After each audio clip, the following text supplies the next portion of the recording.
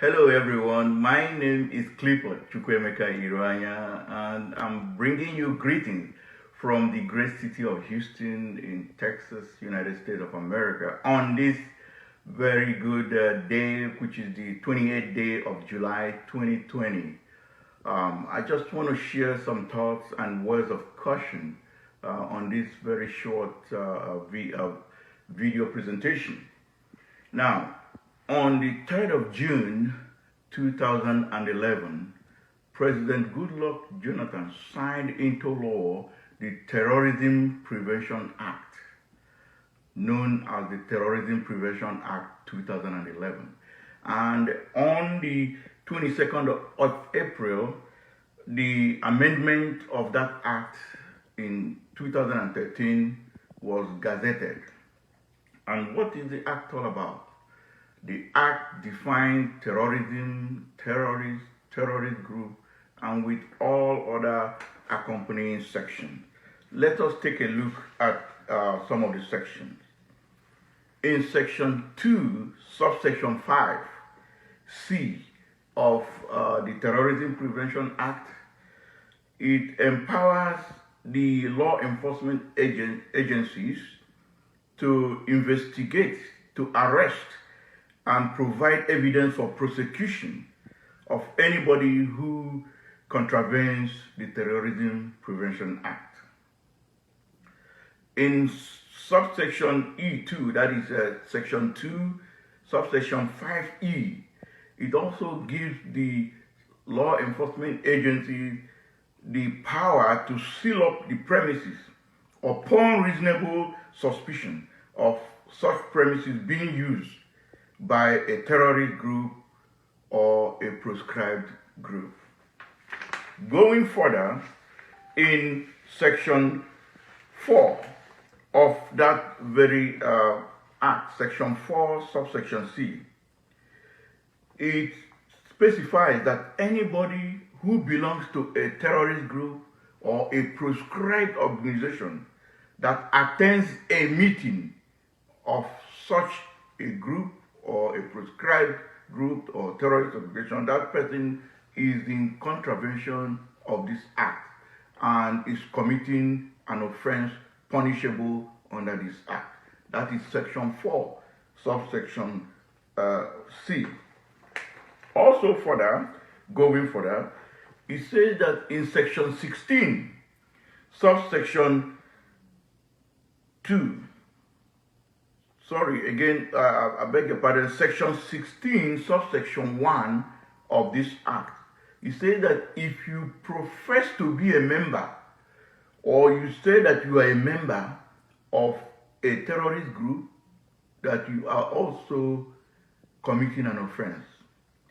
Going further, in the same section 16, subsection 3, it says that if you belong to a proscribed organization, that you are in contravention of this law.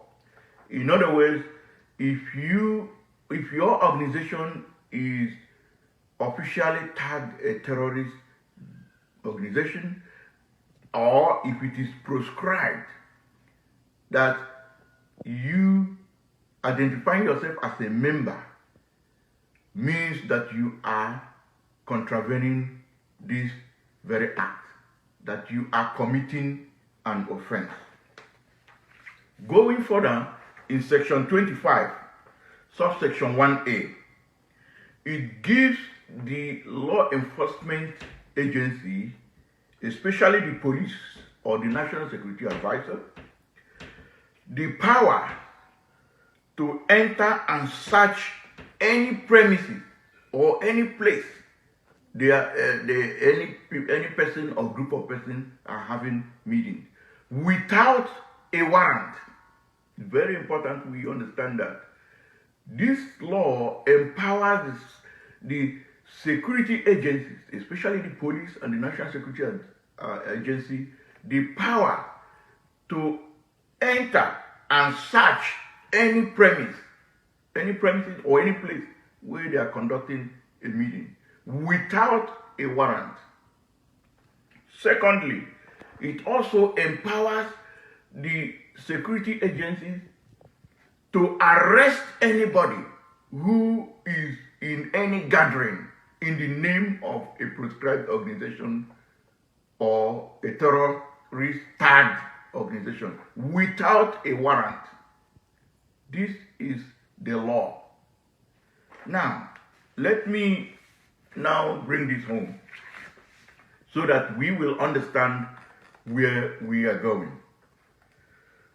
On the 20th of September 2017, the Attorney General of the Federation of Nigeria approached the Federal High Court in Abuja and made 3 prayers through motion ex parte. A motion ex parte means that the person can get a court order or a court agreement against the opponent, even in the absence of that opponent. Abubakar Malami approached the Federal High Court on the 20th day of September 2017 and made 4 prayers, 3 specific and 1 generic. What are the prayers? Number 1, he requested the court to make an order that indigenous people of Biafra, that they are committing acts of terrorism and illegality. That's number 1. Number 2, he requested the court to make an order that the indigenous people of Biafra should be proscribed. I repeat, he requested the court that the indigenous people of Biafra should be proscribed within the Federation of Nigeria. Number 3, he requested the court to make an order restraining any person or group of persons from participating in any manner whatsoever or in any form for any activities involving or concerning the indigenous people of Biafra. And then the 4th one was a generic prayer, which he said, to make any other order that the court deemed fit. Ladies and gentlemen, people of the world, lo and behold, the court approved and granted all the prayers. That same day, the court gave an order declaring that the indigenous people of Biafra, that they commit acts of terrorism and illegality. 2, that from that day going forward, the indigenous people of Biafra is hereby proscribed. 3, restraining the court ordered, restraining any person or group of persons from participating in any manner whatsoever, in any form of activities involving the indigenous people of Biafra. And this was signed by Prince Babatunde Adejoro Ashada, the registrar. Now, why am I saying all this? I'm saying all this because I came across a presentation or a broadcast that was forwarded to me where, the leader of indigenous people of Biafra was lamenting that they were having a meeting in somewhere in Abia State, Nigeria. And the security agency, SAR, came in there and arrested members. And then he was, threatening hell upon hell. Now, let us look at this fundamentally. This court order from a court of competent jurisdiction has never been vacated. In other words, it has not been turned off aside. It has not been set aside. It is still existing. What that means is that as we speak, as at this time I am making this video on the 28th of July 2020, indigenous people of Biafra, number one, is proscribed within the Federation of Nigeria. I'm not talking about outside of Nigeria. Within Nigeria, the indigenous people of Biafra is a proscribed organization. Number two, the indigenous people of Biafra is a terror tag according to the court order. They are tagged as a terrorist group. That means that all the applicable sections in the Terrorism Prevention Act of 2013 apply to the indigenous people of Biafra within the Federation of Nigeria. What does that mean, or what are the implications? The implications are that under no condition should anybody, first of all, identify openly as a member of indigenous people of Biafra as ordered by the court. Two, under no condition should they have any meeting, because it is against the law of Nigeria called the Terrorism Prevention Act, until that court order is set aside, until that court order is upturned by a superior court. Anybody who is having a meeting, conducting any meeting, identifying openly as a member of indigenous people of Biafra as proscribed, that person is taking a big risk. Now, let me even go to the more scary one. Section 33, subsection 2 of Nigeria's constitution says that, especially as the subsection, that is the 2B of it, section 33, subsection 2B of Nigerian constitution makes it lawful to take somebody's life during a lawful arrest.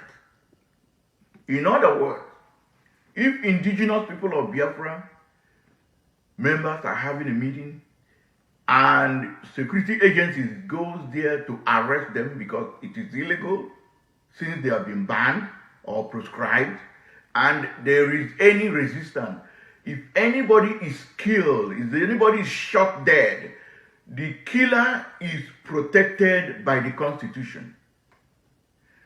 Whoever kills an IPOB member in the process of arresting them where they are meeting because they are proscribed, and that person happens to shoot and kill an IPOB member, the Constitution covers that person. This is not me. That is section 33, subsection 2B of the Constitution. Please don't believe what I'm saying. Go and search it out for yourself. He says that, let me read it directly.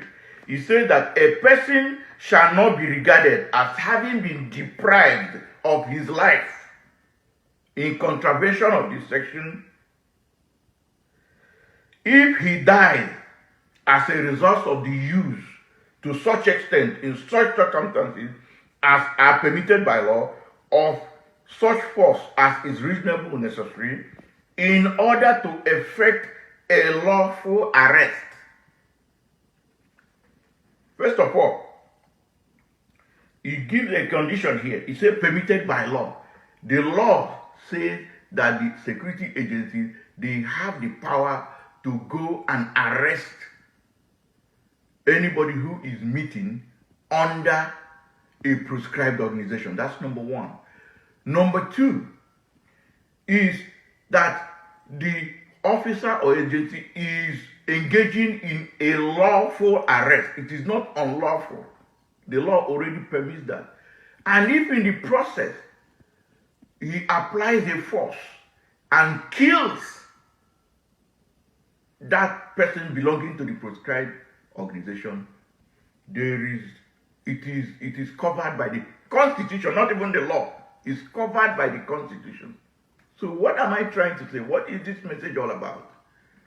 I'm using this opportunity to appeal to those who identify themselves as members of indigenous people of Biafra, for which this proscription order and terror tagging order was made, to desist from having meetings openly or face to face.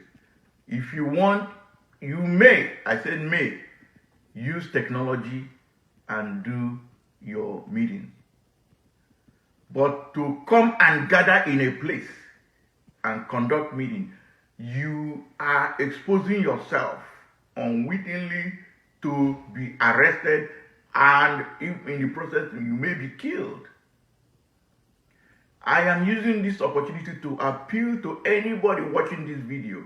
If you have your brothers, your sisters, your nieces, your nephews, your cousins, whoever they are, back in Nigeria, please call them and advise them to desist until this court order is set aside, until this court order is upturned.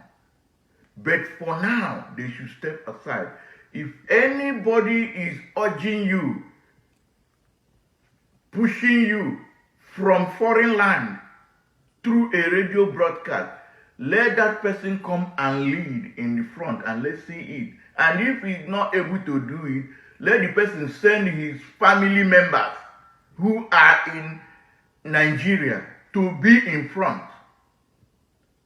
Please, this is very important. I want you to share this video, make it go viral. My conscience asked me to make this revelation, to make this enlightenment, and to make this teaching. IPOB is a proscribed organization according to that court order of September 20, 2017. And it is also terror tagged within the Federation of Nigeria. That order has not been upturned. It has not been set aside. Anybody who is deceiving you, gingering you to do otherwise, that person does not mean well for you. Let that person come and be in front, or send the family members to be in front. This is all I have to say. By the way, before I forget, Section 17 of the Terrorism Prevention Act also specifies life imprisonment if you carry out a terrorist activity even outside of Nigeria.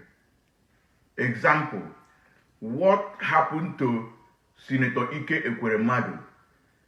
Anybody who is caught and prosecuted in Nigeria, that person is liable to life imprisonment.